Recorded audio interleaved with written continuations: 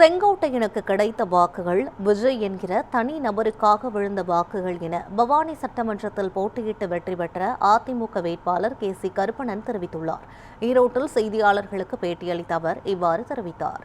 புரட்சித் தலைவர் எம்ஜிஆருடைய நல்லாசியோடும் தமிழகத்திலே வாழ்ந்து மறைந்தாலும் எங்கள் நெஞ்சமெல்லாம் நிறைந்து வாழ்ந்து கொண்டிருக்கின்ற புரட்சித் தலைவி அம்மாவுடைய நல்லாசியோடும் கடந்த 5 ஆண்டு காலம் எதிர்க்கட்சி தலைவராக இருந்தாலும் மிகவும் சிறப்பாக பணியாற்றி இன்றைக்கு நாளில் ஒரு வெற்றியை பெற்றிருக்கின்ற எடப்பாடியார் அவருடைய நல்ல ஆலோசனைப்படி நடைபெற்ற தேர்தலிலே பவானி தொகுதி வாக்காளர் பெருங்குடி மக்கள் எனக்கு பெருவாரியான வாக்கு வித்தியாசத்தில் என்னை வெற்றி பெற செய்திருக்கிறார்கள்.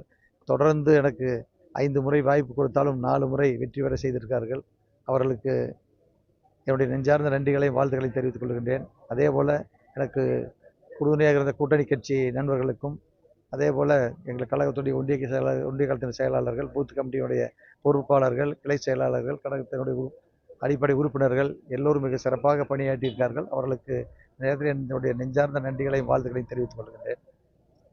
கடந்த ஆட்சியில கூட எதிர்கட்சியா இருந்தீங்க, நீங்க எதிர்கட்சி அந்தஸ்தையும் இருந்திருக்கீங்க. இதுக்கு காரணம் என்ன? அது மக்களுடைய தீர்ப்பு தானே, அதை நம்ம ஏற்று தான் ஆகணும்.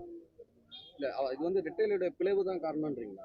ஓபிஎஸ் அவர்கள் வெளியே போனாரு, செங்கோட்டையன் அவர்கள் வெளியே போனாரு, இந்த பிளவு காரணமா இருக்கு?